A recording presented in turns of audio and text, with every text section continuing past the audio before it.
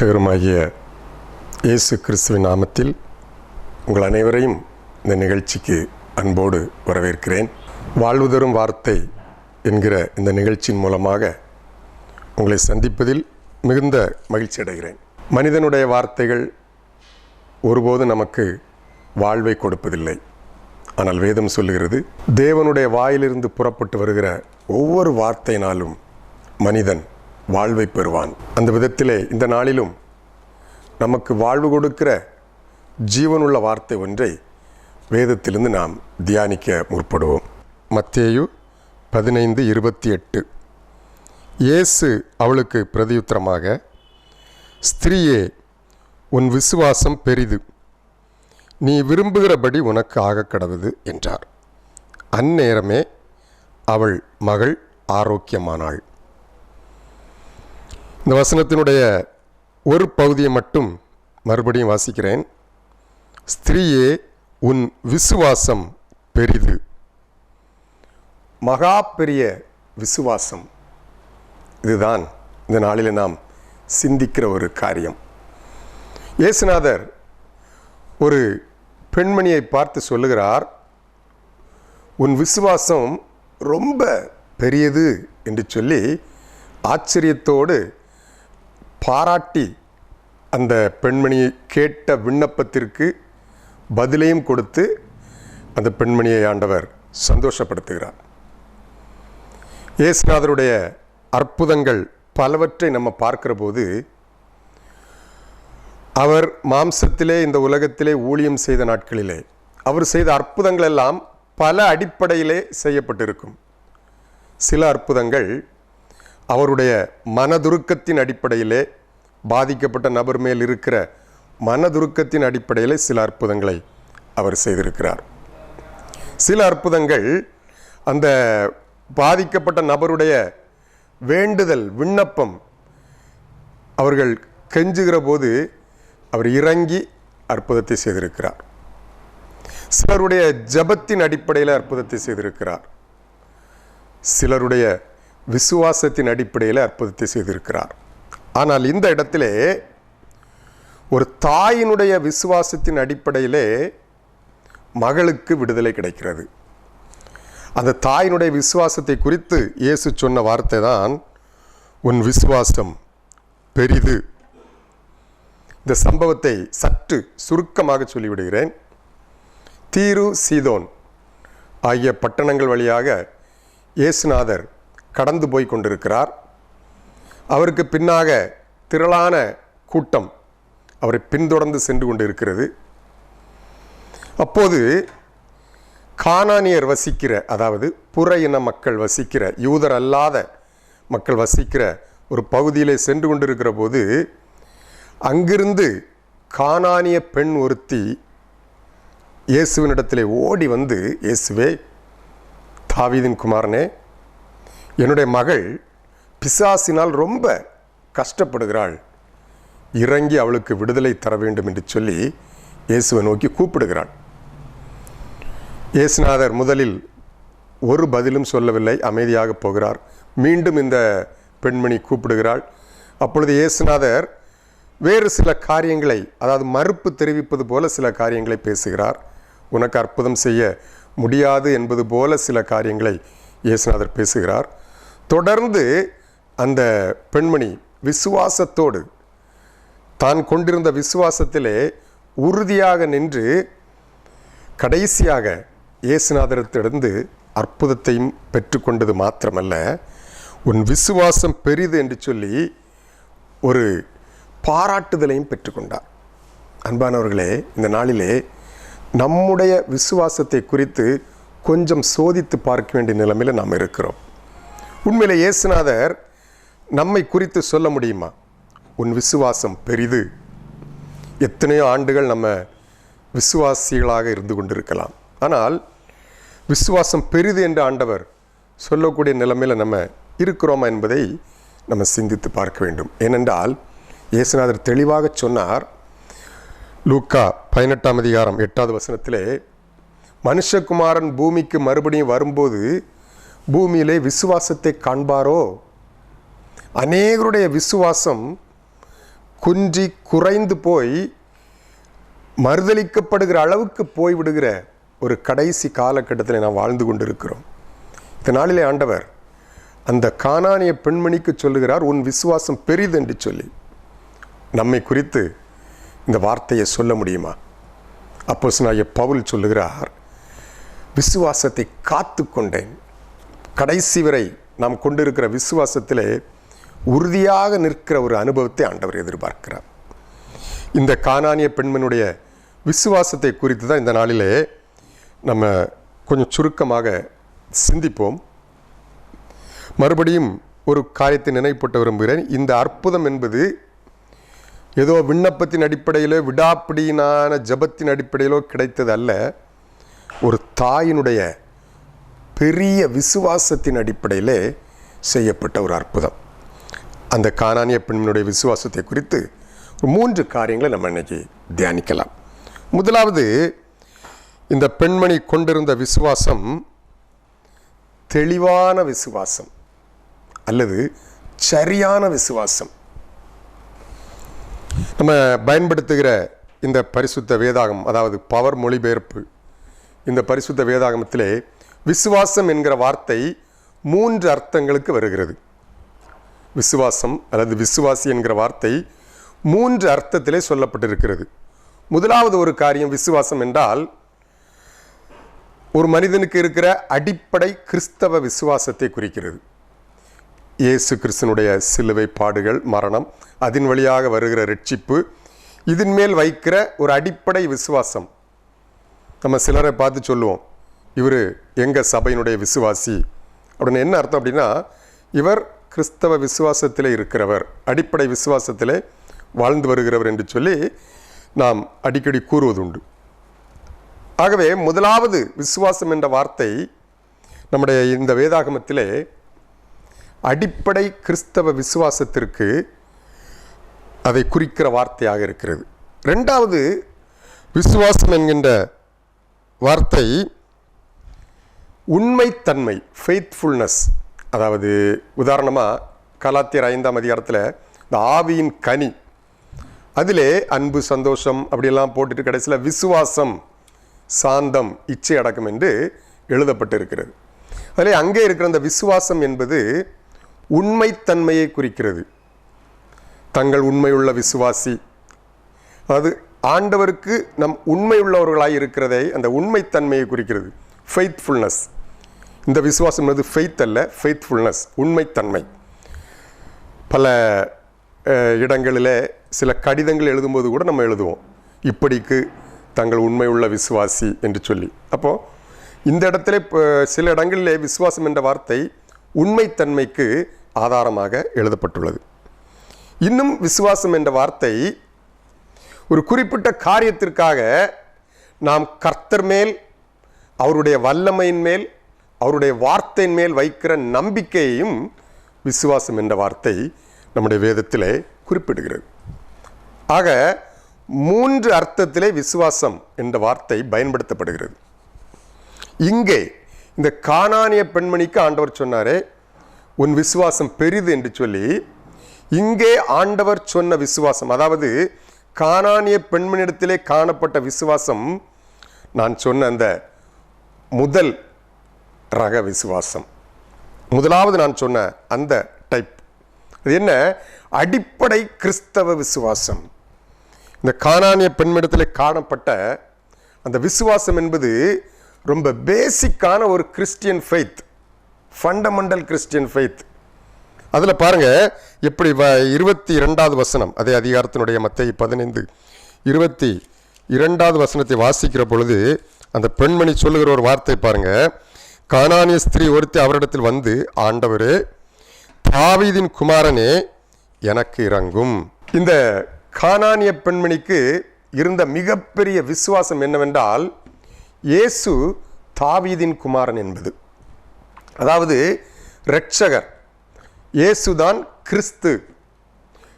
நான் பேசிக்கொண்டிருக்கிற இவர்தான் ஆண்டவர், இவர்தான் கிறிஸ்து, இவர்தான் இரட்சகர், மேசியா என்பதை இந்த பெண்மணி சரியாக அறிந்து வைத்திருந்தாள், மிகச் சரியாக அறிந்து வைத்திருந்தாள். இந்த பெண்மணிக்கு ஒருவேளை இவள் கானானிய பெண்மணியாக இருந்தால் கூட அந்த நாட்களில் இயேசுவை சுற்றி அப்பொழுது நின்று கொண்டிருந்த அத்தனை யூதர்களும் இந்த கானானியர்களை சபிக்கப்பட்ட இனமாகத்தான் வைத்திருந்தார்கள். ஆனாலும் இந்த கானானிய பெண்மணிக்கு ஒன்று தெரிந்திருந்தது, அவர்தான் மேசியா, அவர்தான் இரட்சகர். இன்னும் ஒன்று காரியத்தை மிக ஆழமாக அவங்கள் விசுவாசித்தார். என்ன தெரியுமா? இயேசுநாதர் பிறக்கும்போது ஒரு செய்தி சொல்லப்பட்டது. இதோ எல்லா ஜனத்துக்கும் மிகுந்த சந்தோஷத்தை உண்டாக்கும் நற்செய்தியாகத்தான் கிறிஸ்து பிறந்திருக்கிறார். கிறிஸ்து என்னும் இரட்சகர் எல்லா ஜனத்திற்கும் நற்செய்தியாக பிறந்திருக்கிறார் என்பது. ஆகவே தான் இந்த கானானிய பெண்மணிக்கு ஒரு விசுவாசம் இருந்தது, அவர் கிறிஸ்து தான். அதே நேரத்திலே அவர் யூதருக்கு மாத்திரமல்ல, எனக்கும் அவர்தான் இரட்சகர், எனக்கும் அவர்தான் மீட்பர், அவர்தான் கிறிஸ்து, அவர்தான் மேசியா, என்னுடைய ரட்சிப்புக்கும் அவர் ஒருவரே வழி என்பதை இந்த கானானிய பெண்மணி மிக ஆழமாக விசுவாசித்தார்கள், மிக ஆழமாக விசுவாசித்தார்கள். இயேசுநாதர் அந்த விசுவாசத்தை தான் கடைசியில் சொல்லுகிறார், விசுவாசம் பெரிது, விசுவாசம் பெரிது. அப்படியானா நம்ம ஒரு சில கேள்விகள் நமக்கு வரலாம். விசுவாசத்தில் பல அளவுகள் இருக்கிறதா? பெரிய விசுவாசம், சின்ன விசுவாசம் இருக்குது. அநேக விசுவாசங்கள் காலப்போக்கிலே பிரச்சனைகள் வரும்போது செயலிழந்து போகிற விசுவாசங்களும் உண்டு, உறுதியாக நிற்கிற விசுவாசங்களும் உண்டு. யூதா அப்போஸ்தலன் இதை தன்னுடைய நிருபத்தில் எழுதும்போது மகா பரிசுத்தமான விசுவாசம் என்று எழுதுகிறார். விசுவாசத்திலே கலப்படமான விசுவாசங்களும் இருக்கிறது. மகா பரிசுத்தமான விசுவாசம் என்று யூதா எழுதுவது இந்த இயேசு கிறிஸ்துவனுடைய அவருடைய ரட்சிப்பை அடிப்படையாக வைத்து எழுதுகிறார். இங்கே இந்த கானானிய பெண்மணி இயேசுதான் மேசியா என்பதை அறிந்தது மாத்திரமல்ல, இவர்தான் எனக்கும் இரட்சகர், கானானியர்களுக்கும் இவர்தான் இரட்சகர், எல்லா ஜனத்துக்கும் இவர்தான் இரட்சகர் என்பதை தன்னுடைய ஆழமான விசுவாசமாக கொண்டிருந்தாள். அதை அறிக்கையும் செய்தாள். இதைத்தான் இயேசு சொன்னார், மகா பெரிய விசுவாசம். அன்பானவர்களே, நம்முடைய விசுவாசத்தை குறித்து இந்த நாளில் நாம் பரிசோதனை செய்து பார்க்க அழைக்கப்படுகிறோம். நம்முடைய விசுவாசம் தெளிவாக இருக்கிறதா? இயேசுவை ஒரு இரட்சகராக, மீட்பராக அறிந்திருக்கிறோமா? கடந்த வாரத்திலே நான் சொன்ன இந்த செய்தி, அதனுடைய தொடர்ச்சியாகத்தான் இதையும் சொல்லுகிறேன். இயேசுவை இரட்சகராக, மீட்பராக அறிந்து கொள்வது அதுதான் நித்திய ஜீவன். இயேசு சொன்னார், ஒன்றான மெய்தேவனாகிய உம்மையும் நீர் அனுப்புகிற இயேசு கிறிஸ்துவையும் அறிவதே நித்திய ஜீவன். ஆண்டவரை அறிய வேண்டிய பிரகாரமாக அறிந்து விசுவாசிக்க வேண்டும். இந்த கானானிய பெண்மணி துல்லியமா பெர்ஃபெக்டான விசுவாசம், இவர் இரட்சகர். அதனால்தான் தாவீதின் குமாரனே என்று அழைக்கிறார். தாவீதின் வம்சத்திலே வெளிப்பட போகிற மேசியா இவர்தான் என்பதை அறிந்து தாவீதின் குமாரனே என்று அழைக்கிறார். இரண்டாவதாக, இந்த கானானிய பெண்மிடத்திலே காணப்பட்ட விசுவாசம் எப்படிப்பட்ட விசுவாசம் தெரியுமா? சோதிக்கப்பட்ட விசுவாசம். சோதிக்கப்பட்ட விசுவாசம். இந்த கானானிய பெண்மணியுடைய விசுவாசமானது பல முறைகளிலே சோதனைக்குட்படுத்தப்படுகிறது, அது பரிசோதிக்கப்படுகிறது. பொதுவாக நம்முடைய விசுவாசம் என்பது பொன், கோல்டு, அது தங்கத்திற்கு சமம், அதைவிட விலையேற பெற்றது என்று வேதம் சொல்லுகிறது. நம்முடைய விசுவாசமானது பொன்னை விடவும் விலையேற பெற்றது. ஒரு பொன் எந்த அளவு சோதிக்கப்பட்டு அதனுடைய தரம் சோதிக்கப்படுகிறதோ அதே போலத்தான் நம்முடைய விசுவாசமும், நான் வைத்திருக்கிற விசுவாசமும் பல விதங்களிலே நம்முடைய விசுவாசத்தின் தரமானது சோதிக்கப்பட வேண்டும். 1 பேதுரு 1:7 வாசிக்கிற பொழுது, சாதாரண அழிந்து போகிற ஒரு பொன் கூட இந்த அளவு சோதிக்கப்பட்டு அது பளபளக்குமானால் அதை விட விலையேறப்பட்ட நம்முடைய விசுவாசம் சோதிக்கப்படுவது எவ்வளவு அவசியம் என்று அங்கே எழுதப்பட்டிருக்கிறது. இந்த இடத்துல இந்த கானானிய பெண்ணுடைய விசுவாசம் எப்படி சோதிக்கப்பட்டது என்பதை கொஞ்சம் சிந்திப்போம். பாருங்க, நல்ல விசுவாசம்தான், தெளிவான விசுவாசம்தான், துல்லியமான விசுவாசம்தான், மிகச் சரியான விசுவாசம்தான். ஆனால் அந்த விசுவாசத்திற்கு அங்கீகாரம் கிடைச்சது போல இருக்குதா அப்படின்னு நமக்கு 23வது வசனத்தை வாசிக்கிற பொழுது, இயேசுவோ அவளுக்கு பிரதியுத்தரமாக ஒரு வார்த்தையும் சொல்லவில்லை. இந்த பெண்மணி கூப்பிட்டு கொண்டே போகிறாள். இயேசுவே, தாவீதின் குமாரனை எனக்கு இறங்கும் என்று சொல்லி தன்னுடைய விசுவாசத்தை அறிக்கை செய்து கொண்டே போகிறாள். இயேசுவோ ஒரு பதிலும் சொல்லவில்லை. அவருடைய விசுவாசம் சோதிக்கப்படுகிறது. மகாபெரிய விசுவாசம் இல்லையா? பல சோதனைகளுக்கு பிறகுதான் அந்த வார்த்தையை ஆண்டவர் வெளிப்படுத்துகிறார். அவருடைய விசுவாசம் சோதிக்கப்படுகிறது. ஒரு வார்த்தை பதிலாக ஆண்டவர் சொல்லாமல் அப்படியே போய்கொண்டிருக்கிறார். நம்ம கொஞ்சம் யோசித்து பார்ப்போம். ஒரு மனிதனை கொஞ்ச நேரம் கூப்பிட்டுட்டு அவர் திரும்பி பார்க்கலன்னா நம்ம அவரை திட்ட ஆரம்பிச்சிடும் இல்லையா? காது கேட்கலையா, நீ செவிடனா என்று சொல்லி நம்ம திட்ட ஆரம்பிச்சிருவோம். இந்த பெண்மணி கூப்பிட்டு கொண்டே இருக்கிறாள். இயேசுவோ ஒரு பதிலும் சொல்லாமல் கடந்து போய் கொண்டிருக்கிறார். விசுவாசத்திற்கு மிகப்பெரிய சோதனை. நல்ல விசுவாசமாக இருந்த பிறகு கூட உடனடியாக அங்கீகாரம் கிடைக்கவில்லை. அது மாத்திரமல்ல, 2 வசனம் கழித்து பார்க்கிற பொழுது இயேசுநாதர் சொல்லுகிறார், நான் இஸ்ரவேல் வீட்டாரிடத்திற்கு, அதாவது 24வது வசனத்தில், காணாமற் போன ஆடுகளாகிய இஸ்ரவேல் வீட்டாரிடத்திற்கு அனுப்பப்பட்டனே அன்றி மற்றபடி அல்ல என்றார்.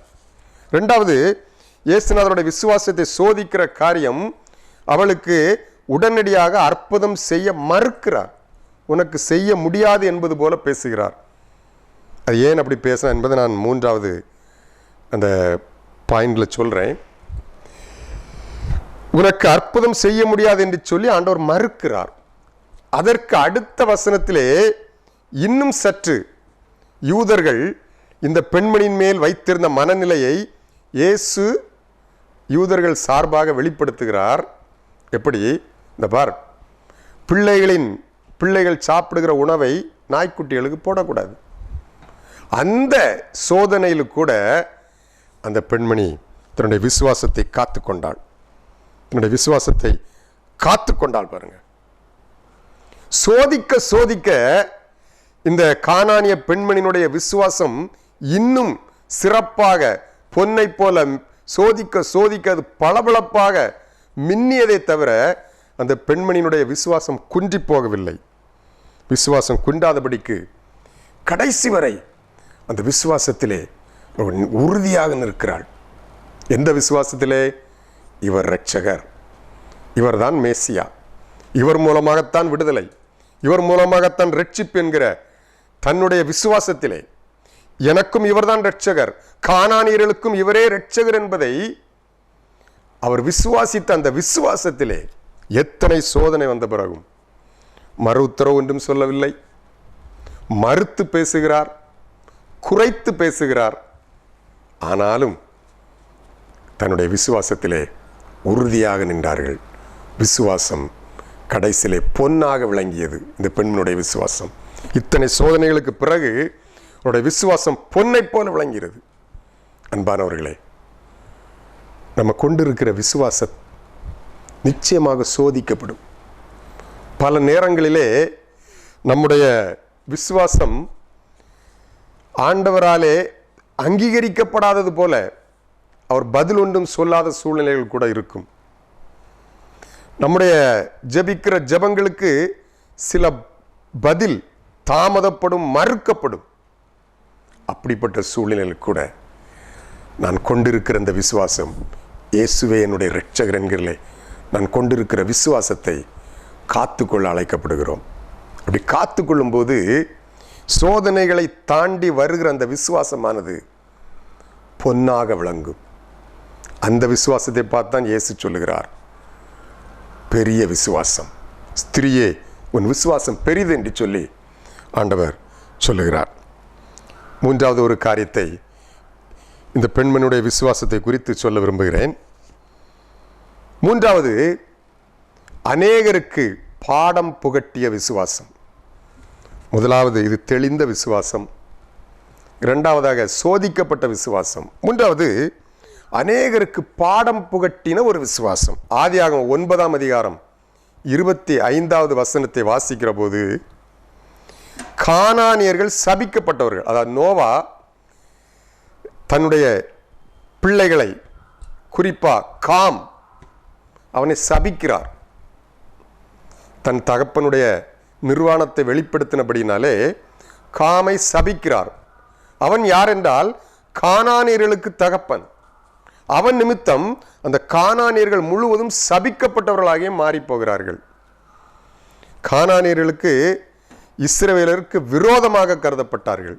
நியாயாதிபதிகளின் புஸ்தகத்தில் முதல் அதிகாரத்திலேயே கானானியர்களோடு யுத்தம் பண்ணுவதற்கு யூதா பரம்பரை தான் போகிறது.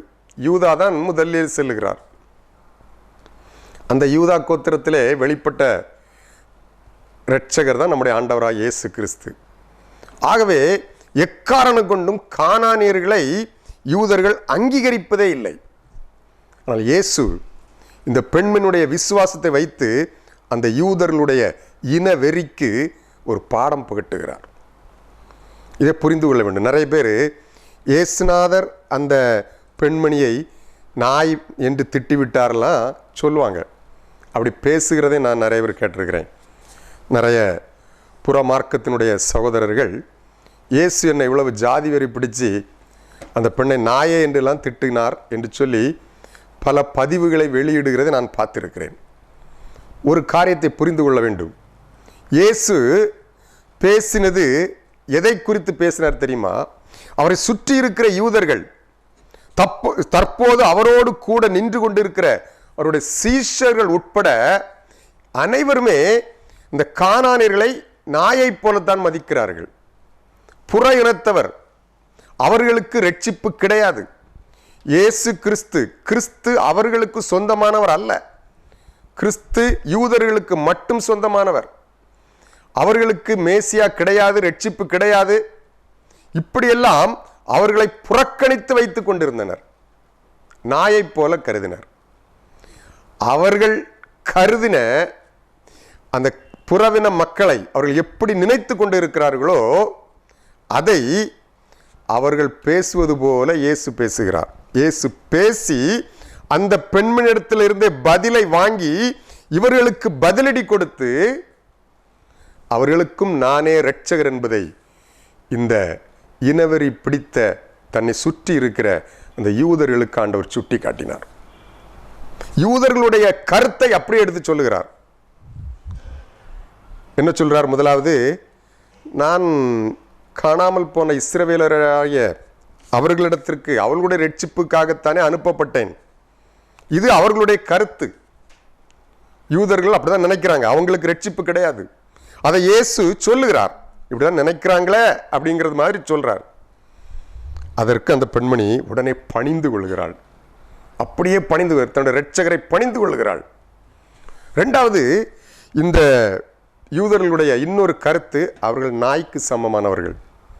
அதையும் இயேசு ஜாடையாக சொல்லுகிறார். இப்படிலாம் சொல்றாங்களே அப்படின்னு சொல்லி நாய்க்கு போடக்கூடாது என்று இயேசுநாதர் அந்த பெண்மணியிடத்தில் சொல்லுகிற பொழுது அற்புதமான ஒரு விசுவாசத்தை அந்த பெண்மணி தான் கொண்டிருந்த விசுவாசத்தை அறிக்கையிடுகிறாள்.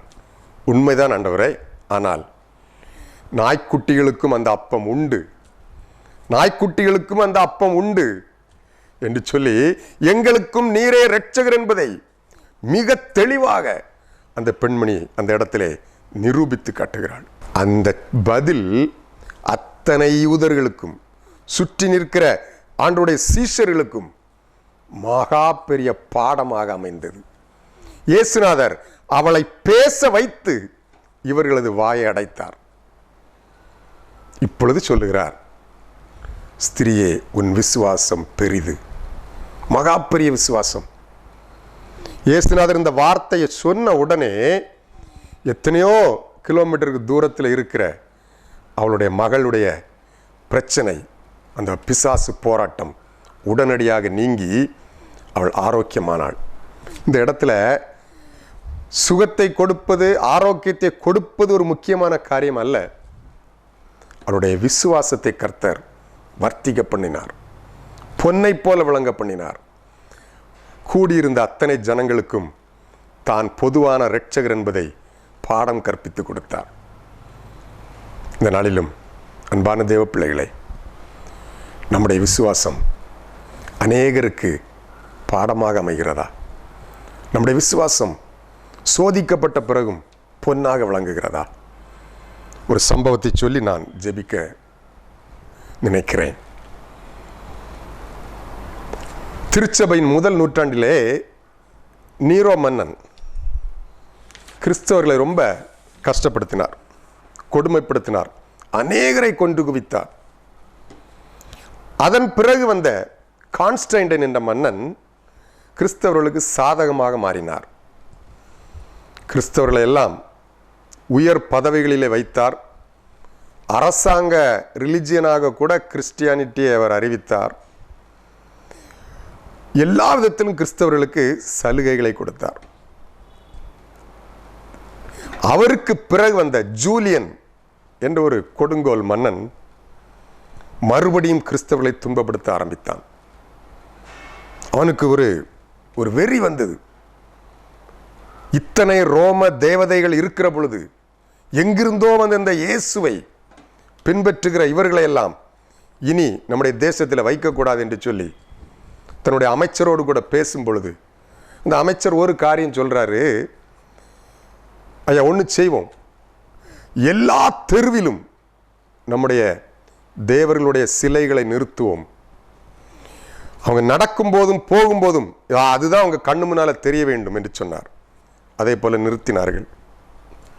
இன்னொரு ஆலோசனையும் சொல்லப்பட்டது, தற்போது அரசாங்க பதவியிலே இருக்கிற, அரசாங்க வேலையிலே இருக்கிற கிறிஸ்தவர்களை ஒன்றிலே அவர்கள் மறுபடியும் இயேசுவை மறுதலித்துவிட்டு நம்முடைய பழைய மார்க்கத்திற்கு திரும்ப வேண்டும். இல்லை என்றால் அவர்களை வேலையை விட்டு நீக்கி நாடு கடத்த வேண்டும் என்று சொல்லி ஒரு சட்டத்தை போட்டார்கள். இது எல்லா அரசு அதிகாரிகளுக்கும் தெரிய வந்தது. இயேசுவை ஏற்றுக்கொண்ட பலர் உயர் பதவியில் இருந்தனர்.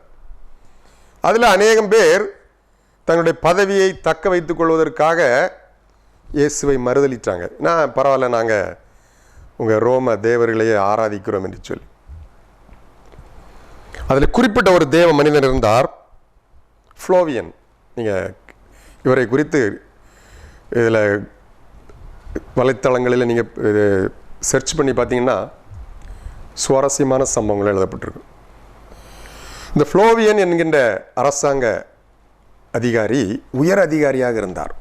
அவரிடமும் போய் சொல்லப்பட்டது, ஐயா நீங்கள் தொடர்ந்து இந்த பதவியில் நீடிக்கணும் அப்படின்னா இயேசுவை மறுதலித்து விட்டு நீங்கள் எங்களுடைய மார்க்கத்துக்கு திரும்ப வேண்டும். அவர் முடியாது என்று சொல்லிவிட்டார். வீட்டிற்கு வந்தார். தன்னுடைய மனைவி, 2 பிள்ளைங்க, 2 பிள்ளைகளோடும் அவர் உட்கார்ந்து பேசி கொண்டிருந்தார், நிலைமையை சொல்லி கொண்டிருந்தார். மனைவி பிள்ளைகளும் சொன்னாங்க, வேலைக்காக, சாதாரண இந்த ஒரு அரசு பணிக்காக இந்த நம்முடைய இரட்சகரை விட்டு கொடுக்க கூடாதுங்க தீர்மானமாக இருந்தார்கள். கதவு தட்டப்பட்டது. திடீர்னு அவருடைய வீட்டு கதவு தட்டப்பட்டது. 2 போர் சேவர்கள் நின்று கொண்டிருக்கிறார்கள். அப்பொழுது இந்த ஃப்ளோவியன் சொன்னார், என்னை நாடு கடத்த போறீங்கல்ல, கூட்டிட்டு போங்க. அப்பொழுது ரோம போர் சேவர்கள் சொன்னார்கள், அவசரப்படாதீங்க, ஒன்றும் இல்லை, இப்போ நீங்கள் இந்த இயேசுவை மறுதலித்து இந்த ஒரு திருநீர் போன்ற ஒன்றை வச்சுருந்தாங்க, இதை நீங்கள் வாங்கி கொள்ளுங்கள், நாங்கள் உங்களை விட்டுறோம், நீங்கள் தாராளமாக உங்கள் பணியிலே தொடரலாம், உங்கள் குடும்பமும் நன்றாக இருக்கும் என்று சொல்லி. இவர் அதற்கு சம்மதிக்கவில்லை. இந்த இரட்சகரை இதற்காக நான் விட்டு கொடுக்க முடியுமா என்று சொல்லி திரும்ப திரும்ப சொல்லி பார்க்கிறார்கள் போர் வீரர்கள். அவருடைய மனைவியை பார்த்து சொல்லுகிறார்கள், ஒரு புருஷனுக்கு அறிவு இருக்கா? இவ்வளவு அழகான குடும்பம் அலங்கோலமாக போகிறது, உன் புருஷன்கிட்ட சொல்லு என்று சொல்லி. அவருடைய மனைவியும் சொல்லிவிட்டார்கள், வாய்ப்பே இல்லை, எங்களுக்கு எங்கள் இரட்சகர் இயேசுதான் முக்கியம், அவருக்காக எதையும் இழப்போம், எதற்காகவும் அவரை நாங்கள் இழக்க தயாரில்லை என்று சொல்லிவிட்டார்கள்.